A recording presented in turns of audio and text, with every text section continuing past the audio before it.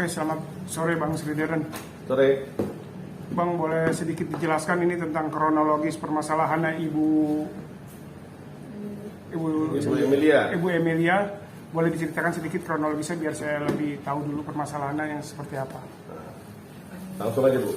Ya, gini, saya kan di sini mau meminta perlindungan hukum karena saya udah nggak ada masalah sama mantan, tapi saya disomasi. Jadi merasa hidup saya ini nggak tenang gitu loh. Karena saya selama ini diapa-apain saya tuh diem, itu aja. Gitu. Karena saya sama mantan itu menikahnya itu secara resmi, bukan nggak ada paksaan apapun. Seru kayak yang dia bilang, saya dinikah paksa, saya dijebak kayak gitu. Jadi saya itu merasa hidup saya itu tertekan kayak gitu. Padahal selama ini pernikahan ibu dengan sang mantan suami ini secara resmi. Ya, pernikahan resmi dan pihak keluarga juga tahu karena orang tua dia juga ada tanda tangan juga di sini. Ini tanda tangan keluarganya, ini di sini juga ada, semua resmi. Gitu aja. Waktu boleh saya tanya, waktu menikah itu di negara Di Temanggung, Jawa Tengah. Oh, di Temanggung, Jawa. Di KUA Temanggung, Jawa Tengah. Ya. Jadi menikahnya suka sama suka ya? Suka sama tidak suka. ada yang dipaksa atau dijebak, itu nggak ada ya? Tidak ada. Karena kami pacaran dari 2017. Jadi kami menikah siri. Pertama kami menikah siri di tahun 2018. 2018. Bulan Maret. Apa sih yang menyebabkan hubungan antara suami istri mungkin dengan sang mantan ini retak? Apakah ada orang ketiga apa seperti apa? Yang saya rasakan dia selalu bermain dengan banyak perempuan, membohongin saya. Dia banyak selingkuh, selalu chatting sama perempuan, pergi sama perempuan tanpa pengetahuan saya. Dia membohongin saya, katanya kerja. Itu aja. Jadi kita berantem terus. Gitu aja. Katanya dia konten, tapi enggak. Pernah dia pun ke hotel sama wanita itu dari Bandung datang ke Jogja, dia booking hotel di sana di Win Resort. Itu sempat tahu dari lama-lama baru tahu, karena saya nggak mau nuduh dulu, saya mesti cari bener apa enggak. Nah, lama-lama tahu ternyata betul. Gitu, karena ceweknya lama-lama mengaku, aku nggak tahu kalau dia itu ada istri. Jadi ceweknya minta maaf sama saya. Jadi ngakunya single? Iya. Kalau sama cewek-cewek dia memang ngakunya sekolah atau traveling kayak gitu aja.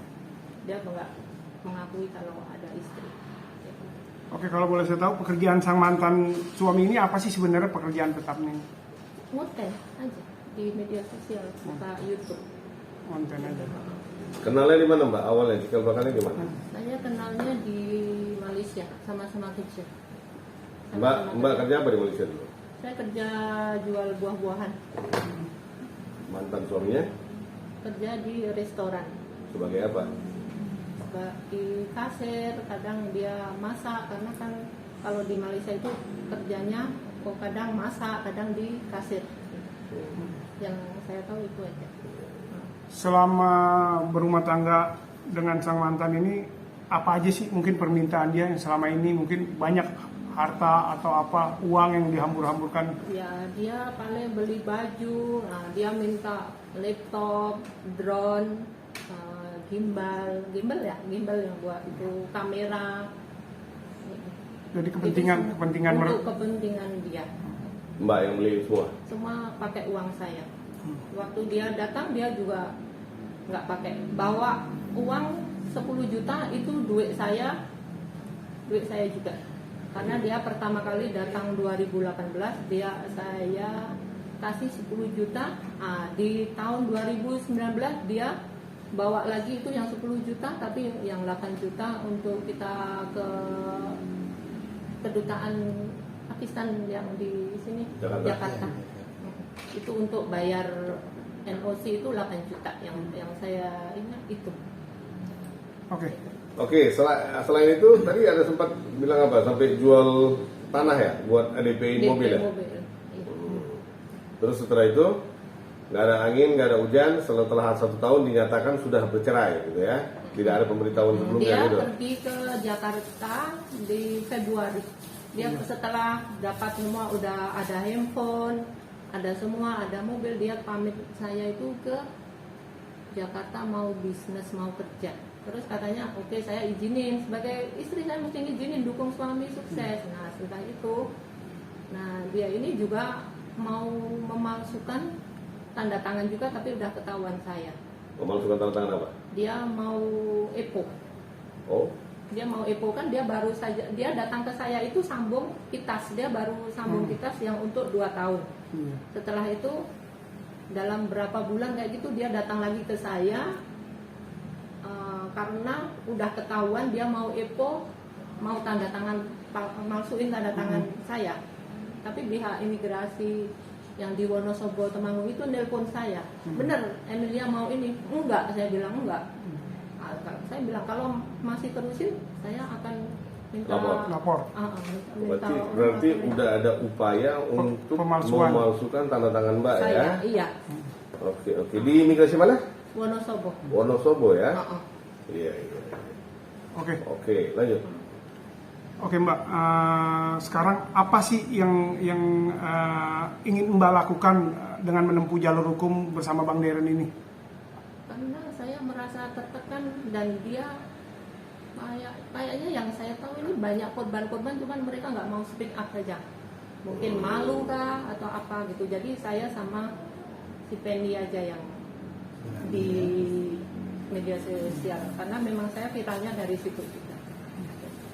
Nggak tahu berapa korban, mungkin mereka nggak mau speak up. Kalau saya nggak mau buka aib dia aja, siapa udah. Yang penting saya mau keadilan saya. Kalau bisa dia jangan banyak ada lagi nanti yang kayak saya, kayak Penny gitu aja. Udah cukup saya sama Penny. Oke Bang Deren. Tadi ada pertanyaan tadi yang belum. Mbak tadi bercerai katanya. Iya. Nikahnya jelas sudah Jelas. nikah ketahuan. Iya. Nah bercerai dia kan tahu alamatnya Mbak. Tahu?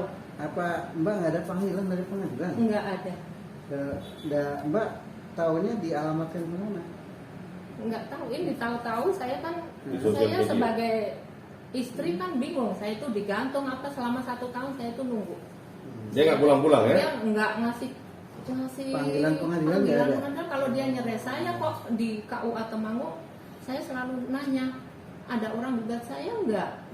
Enggak, saya itu sampai capek. Nah setelah alamatnya itu di mana? di tahun 2021 pas Desember, nah dia di media sosial katanya, oh ini Alamatnya dia di mana? bilang kayak gini, saya ini udah cerai pas sama si V ini. Ini saya sudah ada, dia ngupload tapi dia terus dihapus gitu loh. Tapi udah ada fans saya yang screenshot gitu. Jadinya saya buru-buru ke Jakarta. Saya ingin tahu karena saya nggak mau digantung gitu loh, biar enak kayak hidup saya. Ini panggilannya Nah di ternyata Jakarta. Ya. ternyata di sini ini saya cek ini alamat saya kok di apartemen Kalibata City, sedangkan Pernah dia tinggal tahu di situ Mbak? saya 1 kali pun nggak pernah menginjakkan kaki di Kalibata City. Seumur hidup saya nggak pernah, sampai sekarang saja saya nggak tahu ini dia. Pemalsuan dong itu? Gitu. Tapi dia waktu itu dia masih berhubung sama saya, dia tahu WA saya dan dia pun masih memakai SIM mobil pakai alamat saya. Tapi Di sekarang Temanggung saya nggak ya? tahu Di kan. Temanggung ya. Mm-mm. Waktu itu ya.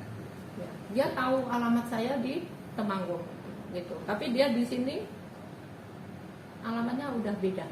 Iya. Di akte Ya. itu saya nggak dapat panggilan apa kayak gitu, nggak Yang dapat. tahu udah ada. Tahu-tahu udah putusan, ada ya. putusan. Saya nggak tahu apa-apa, dia ini semua nggak tahu. Berarti tanpa sepengetahuan Mbak dia melakukan itu ya? Iya. Hmm. Nggak tahu. Oke Bang Deren, Bang, sebagai seorang mungkin kuasa hukum, langkah apa sih Bang nanti yang akan Abang tempuh nih dengan, kan ini juga diduga ada pemalsuan Bang, Ya. akan gitu gimana Bang? Jadi saya dihubungin oleh Mbak ini. Mbak ada lihat saya mungkin di sosial media ya. Jadi saya dihubungin oleh Mbak, bahwasanya disomasi oleh oleh lawyernya mantan suaminya. Pertama kali saya bilang ya udah mungkin hanya teguran biasa kan. Tapi saya tanya apa kesalahannya. Mbak merasa tidak pernah melakukan kesalahan apapun. Ya udah kita lihat. Ternyata kemarin dikirimin somasi yang kedua. Ya udah, jadi Mbak mau ke Jakarta, mau ketemu saya, mau meminta pendampingan. Pendampingan hukum. Jadi jangan sampai hak-hak Mbak teraniaya. Dia warga negara Indonesia, kok dia yang diginiin sama orang asing kan gitu. Nah, ini negara kita loh. Prioritas itu buat warga negara dulu, baru ke warga asing kan gitu. Betul. Lagian apa salahnya gitu? Kalau seorang wanita ini info dari Mbak ini kan dengan nama pernikahan dipelorotin, uangnya semua diambil, harta-hartanya dijual untuk beli kepentingan sendiri, ujungnya ditinggalkan begitu saja. Dan ini sudah tidak manusiawi ini begini. Ya. Terlepas dari itu, ini ada cerita-cerita baru lagi, ada pemalsuan tanda tangan lah, pemalsuan dokumen lah. Nah, ini input baru dari apa kita. Gitu. Prinsipnya sih kita tidak pernah mengganggu orang ya. Gitu. Kita prinsipnya selalu bela yang benar, bukan bela yang bayar. Ya. Yang penting benar. Nggak ada duit pun kita bela. Udah itu intinya. Tapi jangan wanita dijolimi begini dengan nama hukum. Hukum tidak untuk menjolimi perempuan loh. Dan tidak untuk menjadi perisai atau tameng untuk laki-laki yang berbuat tidak benar, mengintimidasi wanita-wanita yang menjadi korban mereka dengan mengenal 1-2 lawyer dan aparat-aparat yang ada. Enggak, itu tidak benar dan tidak boleh terjadi. Ini negara sudah merdeka. Ini manusia-manusia yang hidup di dalam negara merdeka dan bukan negara konflik. Ini negara damai, ya. Warga negara kita harus hidup dengan damai, bukan dengan teror, apalagi oleh orang asing yang notabene-nya memiliki banyak kesalahan. Jadi kalau dari cerita ini kan bukan Mbak ini yang melorotin harta dia sehingga dia sakit hati, malahan dia yang melorotin harta Mbak ini. Di mana harga diri kamu sebagai laki-laki hidup dari uang perempuan kamu? Hah? Kasarnya kan begitu.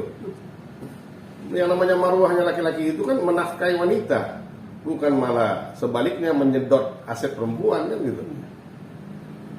Jadi saya sih prinsipnya, saya profesional.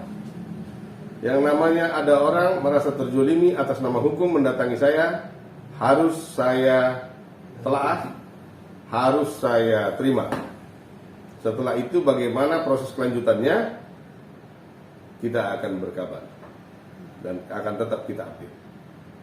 Intinya selagi manusia itu halal bagi saya, ya siapapun dia, selagi dia masih manusia, dia halal untuk saya kalau dia yang berbuat jolim sama wanita, ya sampaikan aja dari Darren.